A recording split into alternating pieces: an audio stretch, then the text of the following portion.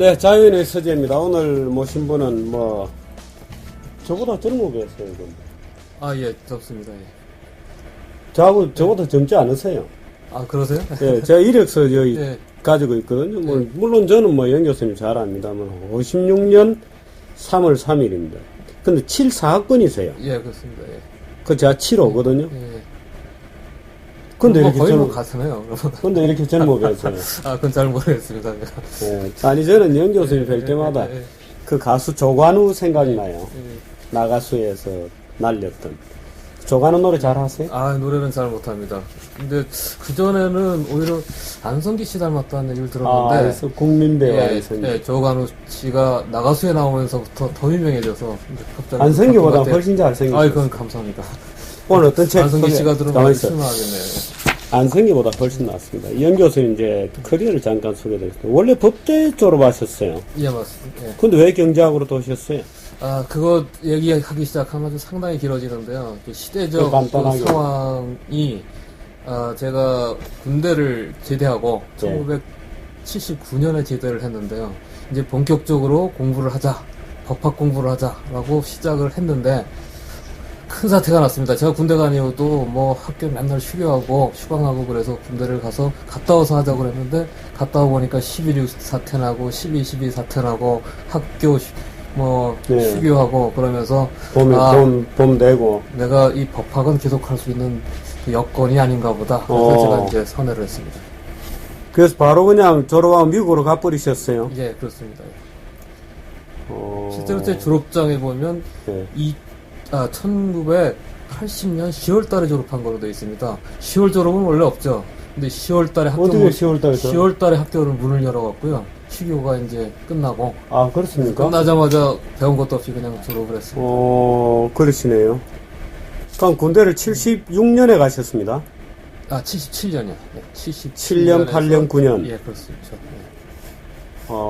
저도 79년에 예. 제대했습니다. 아, 예. 아주 비슷한 인생 궤적을. 금융으로 전공하셨습니다. 금융으로 전공하셨고요. 뭐, 이 이력서 한 페이지 다 다 불러드릴 수도 없고, 아주 금융에 대해서는 도가 트신 분이다, 이렇게 보시면 돼요. 제가 옆방에 사실 우리 연 교수님 최근에 그 문화일보 쓴 칼럼도 좀 몇 개, 옛날엔 한국경제신문에도 칼럼을 간혹 쓰셨어요. 근데 최근에 안 써주세요. 예.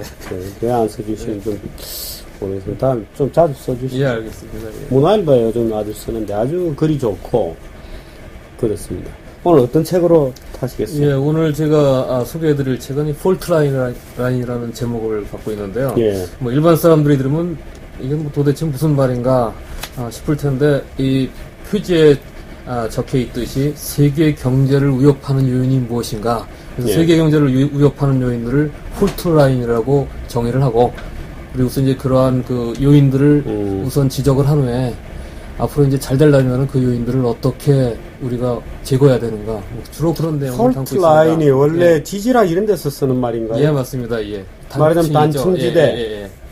하나 밑으로 들어가 하나 위로 가고, 그렇죠. 뭐 말하자면 예. 부딪히고, 예. 뭐, 예. 또는 밀려나고 하면서 뭔가 에너지를 발산시키는, 균열점을 만들어내는. 그러니까 이 단층이 일단 만들어지면 어떤 외부적인 충격이 왔을 때 그것이 그 지표상으로 나타나는 것은 지진이나 해일이라든지 이런 아주 커다란 그 형태로 나타나죠. 재앙을 가져오는 것이죠. 예.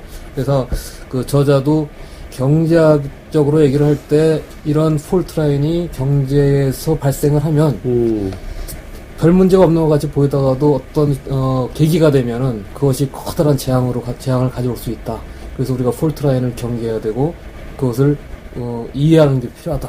뭐 이런 주장을 하고 있는 거죠. 라구람 라잔이죠. 예. 인도 출신인가요? 예, 맞습니다. 예. 아주 인도, 네. 전형적인 인도 미남 얼굴이더라고요. 예. 책 내용을 좀 소개해 주시죠. 지금 책 두 번 가지고 나오셨는데. 이거는 이제 이건 원서고. 원서고요. 예, 폴트라인이라는. 그래서 이제 품위가 있게 보이는데.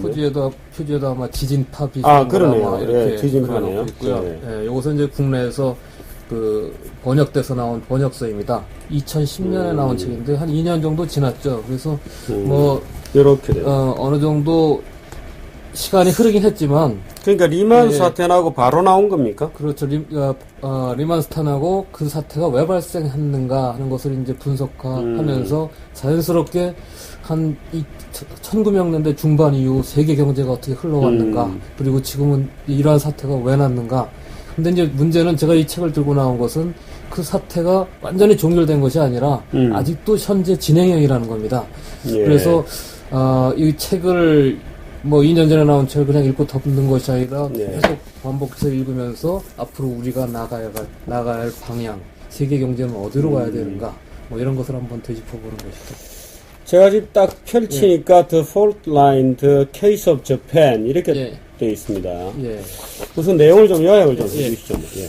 이 책에서 일단 주장하는 바는 세계의 폴트라인이 형성이 됐기 때문에 글로벌 금융위기가 왔다. 이렇게 얘기를 하고 있습니다. 말하자면 세계의 그 예. 지진대가 단층지대가 예, 이미 그렇습니다. 있었다. 그 어떤 세계의 것들이- 단층대가 한꺼번에 이제 부딪히면서 커다란 재앙을 가져왔다 하는 예. 것인데요.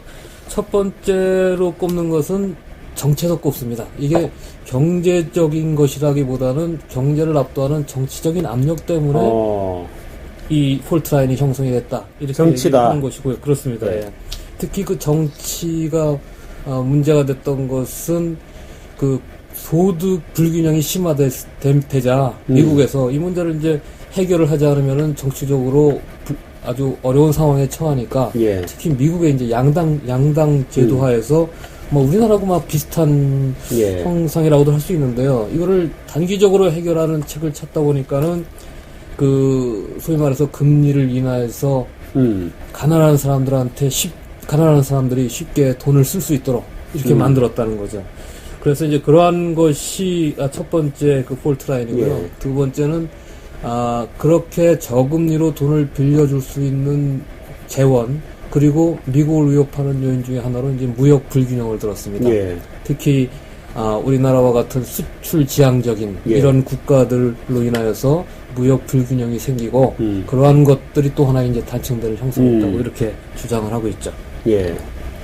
세 번째 요인으로 드는 것은 이제 금융제도입니다. 이게 그 미국식 금융제도가 금융시장이 개방되면서 그 돈이 이제 그 다른 나라로 흘러 들어가게 되고, 그런데 그러한 나라들의 그 금융제도는 미국식 금융제도하고는 또 다른 그런 예. 그 금융제도를 갖고 있는데, 들어가서도 문제가 되고 또 나중에 이제 수출로 돈을 번 나라들이 그 돈을 이제 어디다가 투자를 해야 되는데 그 예. 투자할 돈이 다시 미국으로 돌아오면서 거기서 또 충돌이 생기고, 그리고 이번에 그 서프라임 모기지 사태가 났을 예. 때도 그때 제공된 상당한 돈들이 또 수출해서 벌어들인 돈들이 그쪽으로 갔고, 예. 이러면서 서로 상호작용을 해서 글로벌 금융위기가 왔다, 이렇게 주장을 하고 있습니다. 소위 이제 글로벌 임발란스 또는 국내적으로 또 소득 임발란스, 예. 말하자면 그런 것들을 예, 이제 금융제도의 단층이라는 임발란스, 개념으로 예. 설명한 거군요. 예, 그렇습니다. 예. 지금 여기 책 내용을 보니까 목차가 예. 1. 가계대출로 국민의 입을 막아버리자. 예.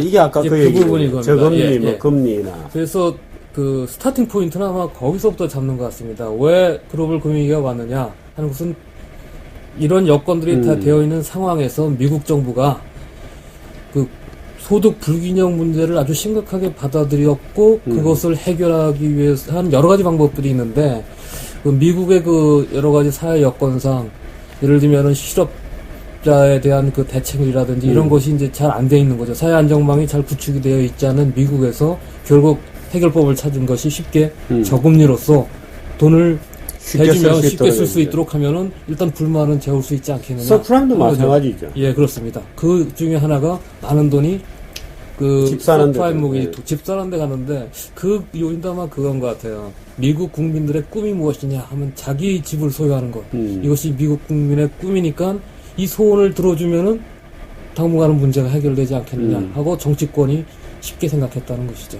그때 서프라임 대출제도 만들고 뭐 지역에서 누가 대출 받으면 가서 국회의원들이 가서 뭐 꽃다발 걸어주고 뭐 같이 서서 사진 찍고 뭐 굉장했어요. 그렇죠. 예. 그래서 일시적으로는 미국 국민들도 맞아, 마치 잘 자기가 되는 잘 거죠. 산다는 그런 착각을 일으키게 한 거죠. 그 다음 2장이 경제성장을 위한 수출, 3장이 무분별한 외채 도입, 예. 아, 미국도 외채를 걱정을 해요. 예, 이 아마 무분별한 외채 도입이 이제 이 책을 보면은 예. 저자가 이제 그 해박한 지식을 통해서 미국의 그 서프라임 모기지 사태 그리고 그로 인한 글로벌 금융 위기를 얘기하면서 1990년대 중반 이후로 세계 경제가 각국별로 어떤 형태로 영향을 미쳤고 어떻게 흘러갔는가 이런 것들을 쭉 설명을 합니다. 그래서 이 외채도 예를 들면 멕시코라든지 이런 남미 국가들이 외채를 들어갔을 때 그 배경과 결과 그리고 아시아의 이 수출 주도국들이 또 외채를 도입했을 때 배경과 결과 다음엔 미국 특히 미국과 스페인, 영국 등 이런 또 선진국에서 또 어떻게 외채를 도입했는가 등등을 그래서 이 책을 보면 지금 말씀하신 거로는 94년 연말에 말하자면 멕시코 페소화 위기에서부터 예. 동아시아 금융위기 예. 뭐 이런 데 대해서도 어떤 뿌리들이 쭉 설명이 좀 될 것 같습니다. 되어 있습니다. 예. 예.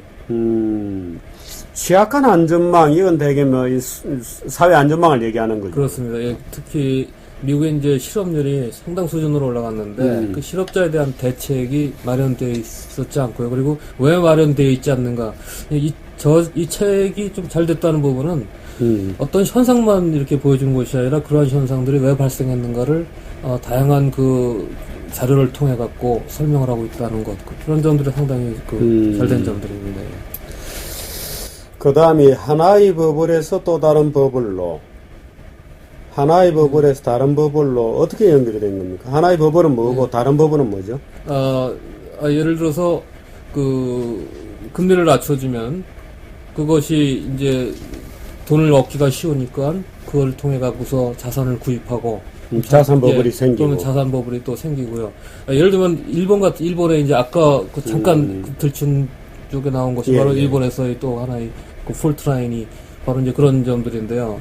그 프라자 협정 이후 그 엔화가 이렇게 막 두 배로 막 이렇게 급등을 하니까 일본 정부가 이제 화들짝 놀란 거죠. 예. 거기서도 이제 마찬가지로 정부의 그 실패를 얘기를 하고 있는데 그러니까 이제 금리를 낮췄습니다. 선제적으로 이렇게 대응한다고. 그러다 보니까 일본 기업들이 그 쉽게 돈을 갖다 빌릴 수 있었고 그러나 뭐 투자할 때가 마땅하게 있는 것은 아니었기 때문에 그걸로 이제 해외 부동산을 포함해서 국내 부동산도 이렇게 산 거죠.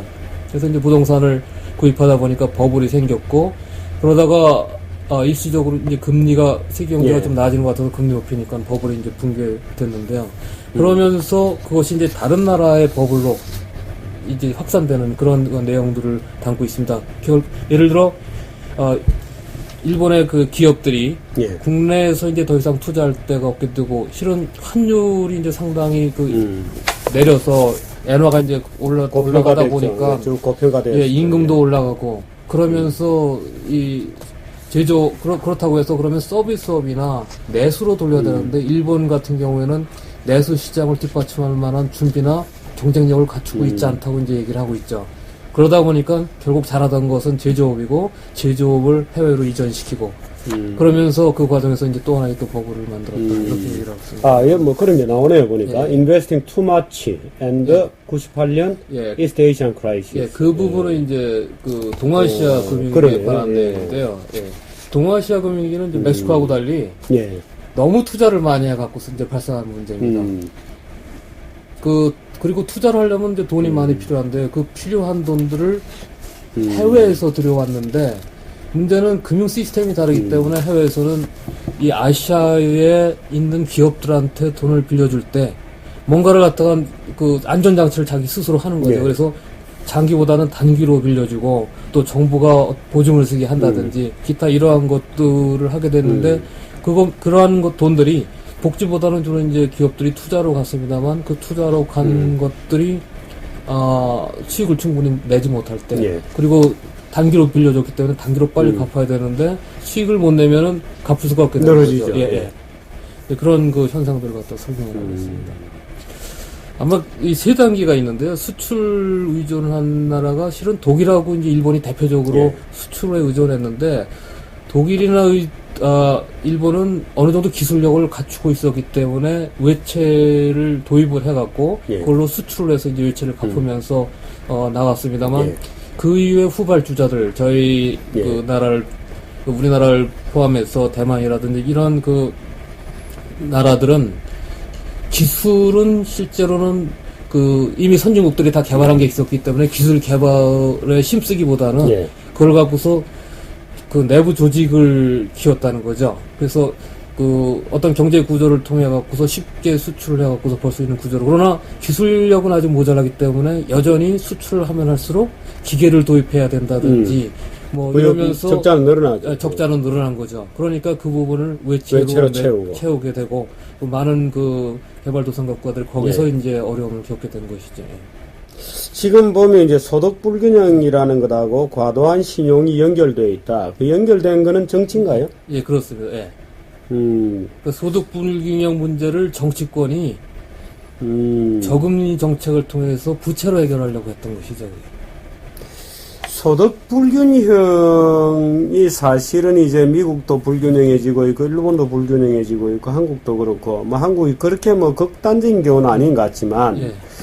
우리나라도 보면 자영업이 많고 이래 상상 경기에 너무 민감해지고 소득 불균형 자체가 왜 생기는지에 대한 좀 분석이 있나요? 예, 그 얘기는 아주 자세히 적고 있습니다. 예, 어떻게 얘기하고 있습니까? 그 소득 불균형이 생기는 기본적인 원인은 아마 교육에서 찾고 있는데요. 그 산업 구조가 교육을 받지 못하면은 거기에 적응할 수 없는 체제로 계속 가는데 교육이 거기에 따라주지를 못한다는 거죠. 저도 그 대목을 읽고 깜짝 놀랐습니다.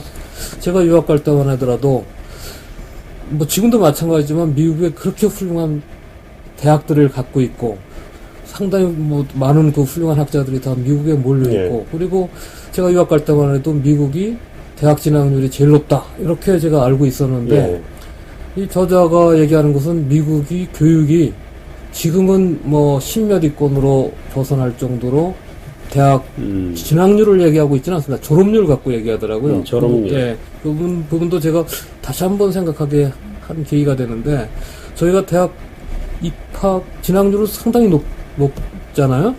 그런데 미국에서는 왜 진학률로 안 따지고 졸업률로 하는가 했더니 진학을 하는 사람들은 늘어났지만 자질이 부족해갖고 졸업은 못한다는 거예요. 그러니까 졸업을 해야 현재 그 경제에서 필요로 하는 그런 그 일정한 지식 상태에 지식을 도달한다. 갖고 있는데 그것을 맞춰줄 그런 인재가 부족하다는 거죠. 그래서 제가 그걸 보고서 왜 오바마 대통령이 이렇게 우리나라 교육제도에 대해서 그 얘기를 하는가 하는 것을 이제 그때 알게 됐습니다. 우리나라 교육도 뭐 졸업장만 주는 거 아니에요? 예. 그래서 이제 그걸 제가 우리나라 교육에 오바마가 대해서도 뭐 모르고 자꾸 다시 한번 생각을 해볼 부분이 있지 않을까 생각을 했는데요. 이제 그게 그 교육제도에서 어느 단계를 갖고 얘기하느냐에 따라서 다른데 특히 아마 오바마 대통령이 얘기하는 건 이 고등교육보다는 고등교육을 하기 위한 초등교육이나 중등교육 말해서 예. 수학능력 시험 기준으로 보면 한국이 잘하죠. 예. 그 대학 가서 안 해요. 예. 그 첫째 교육이고. 예. 근데 그 교육을 조금 더 이제 앞으로 어떻게 그런 교육제도를 가져갈 건가를 저도 좀 생각하게 하는 그런 구조인데요. 미국도 저도 놀랐는데 20세기 초에는 고등학교 졸업자가 고졸 이상자가 전 국민 한 7% 정도밖에 안 됐다고 그러더라고요. 그리고 실제로 고졸 정도 능력이면 충분히 그 당시 업무는 다 할 수 있었죠. 그러면서 이제 미국이 20세기에 세계 주도권을 잡게 된 계기도 산업사회로 가면서 거기에 맞는 인재를 계속 키워냈고, 그래서 학력들이 계속 이제 늘어났다는 거예요. 그래서 교육이 충분히 뒷받침될 수 있었다. 그런 저도 그 공감을 하는 게요. MBA라는 제도가 미국에서 처음 만들어졌잖아요. 예. 제가 나온 그 워튼스쿨에서 이제 처음 경영학 교육을 시작을 했는데, 그래서 제가 MBA는 미국이 만들어낸 이건 뭐 발명품은 아니지만 하나의 시스템이다. 그리고 미국이 계속 그 20세기에 성장을 하면서 많은 인재가 필요했을 텐데 MBA가 적시적소에 그러한 인재들을 잘 만들어내 주지 않았는가. 그런데 이제 문제는 요즘 MBA 진학률이 낮아졌다 이런 얘기가 들리는 걸 보면 그동안에는 그것으로 충분했는데 아마 한계점에 다다르지 않았나 이런 생각을 좀 해봅니다.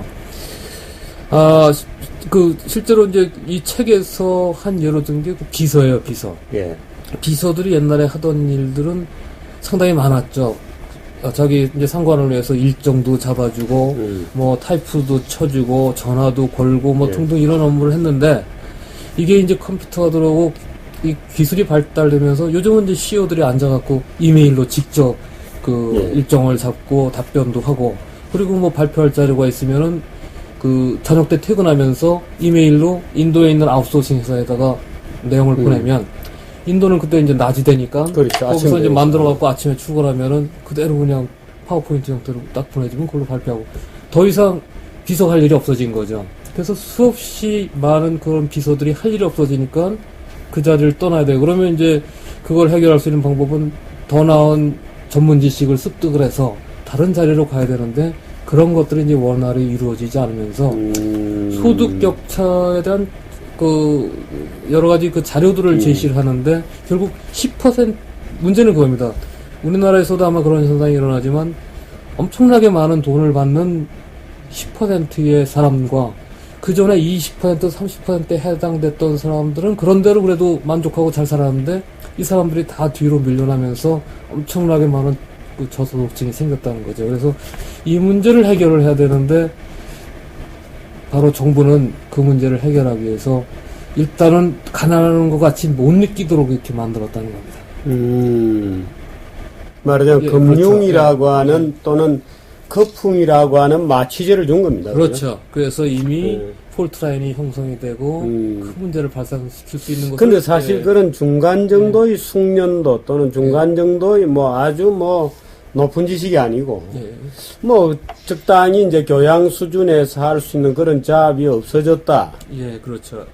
그런 잡은 다 중국 가 있겠죠, 그렇죠. 한국 가 있거나, 그러니까, 인도에 가 있거나, 아까 말씀하신 대로 인도에 미국 의사들이 쫙 이제, CT 이런 거 MRI 사진 찍어서, 퇴근하면서 인도로 쫙 보내면, 인도에서 사진 판독 쫙 해가지고, 아침 그렇죠. 의사 출근하면 갖다 놓는데, 같은 얘기. 옛날에는 상상이나 했던 그런 내용들이었는데, 지금 이제 현실도 그게. 지금 채점도 인도에서 한대. 아, 그렇군요. 그 토마스 프리드만이라는 친구가 왜 엑서스 올리브 나무 쓴 그 친구가 세계는 평평하단가 하는 책을 썼는데, 그 책에 보면 자세하게 그게 나와요. 예를 들어서 하버드 대학의 대학원 과정인데 경제학과 시험을 쳐가지고 시험 채점을 인도로 보내면 인도의 경제학 교수들이 앉아서 주어진 말하자면 매뉴얼대로 채점을 해가지고 다시 보내는 예, 거지 않습니까? 가능하죠. 그래서 예전에는 사람이 직접 움직여야 되는데, 이제는 굳이 사람이, 즉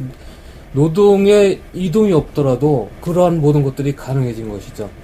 그러면서 그러나 국적은 그대로 있기 때문에 미국의 국민들은 그 실업 상태로 그대로 있게 되고, 이런 사실 지금 현대경 우리 지금 21세기 경제, 지구 경제가 직면한 게 세계화된 경제에 여전히 존재하는 내셔널리티, 그렇죠. 국적 문제, 이동도 안 되고, 이동이 되면 차라리 괜찮을 텐데 그런 것 같기도 하고. 교육 문제 말고는 또 없나요? 그래서 지금 세 가지 폴트 라인을 제시하는 것과 같이 이 문제를 어떻게 이제 풀어나갈 것인가 하는 것도 역시 이제 세 가지에서 찾습니다. 그래서 소득 양극화를 축소시켜야 되는데, 그것을 이제 어떻게 축소시킬 것인가. 한 가지는 이제 방법이 있답니까? 교육, 이 책을 읽다 보면은 그 문제를 제시하고 분석하고 하는 능력은 상당히 뛰어나고요. 거기에 대한 이제 해결책도 제시는 합니다만, 그 해결책이 아주 구체적이지는 않습니다. 그러니까 그런 폴트 라인을 발생하지 않도록, 또 이미 발생한 것은 없어지도록 어떤 조치를 취해야 되는데, 그 조치를 취하는 것이 쉽지는 않다. 일단 결론적으로 그겁니다. 이건 정말 쉬운 작업이 아니고 큰 개혁을 요구한다. 그런데 이 독일처럼 하면 어때요? 예를 들어서 저소득층을 아예 국적을 뺏는 겁니다. 국적을 뺐으니까 그럼 어떻게 되죠? 독일은 그렇게 알고 있죠. 독일은 터키 사람들 이렇게 와서 소위 슈바르스 아르바이트, 검은 노동자, 그러면 피부가 검은 게 아니고 암시장에 노동자로 광범위하게 내부 식민지를 깔고 있잖아요. 독일 국적을 안 주거든요. 이거는 정말 근데 어려운 문제가요. 아까 말씀드렸듯이 저소득층이 인구의 대부분이거든요. 이 대부분의 저소득층을 어떻게 끌어올리느냐 하는 문제고요. 그래서 한 가지는 이제 자질을 높이기 위해서 어떤 교육의 개혁은 계속적으로 필요하다 하는 내용을 하고, 또 한 가지는 사회 안정망을 들고 있습니다. 그러니까 미국의 사회 안정망이 너무 취약하다. 그리고 그렇게 될 수밖에 없는 뭐 데는 미국이 왜 노조가 약할 수밖에 없고 또 예를 들면 어떤 사회 안정망을 구축하려도 주가 50개고 주마다 주법이 또 다 다르고 뭐 그런 문제들도 있고 여러 가지 제안을 하는데 어쨌든 그럼에도 불구하고 예를 들면 실업급여라든지 이런 것들을 다른 나라에 비해서 특히 유럽이나 이런 나라에 비해서 너무 약하니까 이거를 좀 어느 정도 좀 만들어야겠다, 구축해야겠다, 뭐 그런 제안을 합니다. 그래서 이제 그 부분이 이제 바로 첫 번째. 근데 사회안전망은 어느 선에서 절제하느냐 하는 것이 너무도 중요한 과제 같아요. 예, 그렇죠. 예를 들어 그게 또 많이 가면 또 그리스 꼴나거든요. 그렇습니다. 예. 또 적으면 이제 적은 대로 사실은 그게 너무 사회가 불안하고. 그래서 저자가 마지막에도 계속 제시하는 게 적당한 선에서를 얘기하고 있습니다. 적당한 선에서. 그러니까 정치가 개입을 안 해도 안 되고 네. 그렇다고 너무 적극적으로 개입해갖고 망가뜨려도 안 되고 정부가 해야 될 일을 적절하게 한다 하는 정도로 제시한 것이 그러니까 약간 모호합니다만 어쨌든 구체적인 그 방법 그 해결책을 제안하는 건 아닌데 가야 될 방향을 이제 그런 쪽으로 잡고 있는 거죠.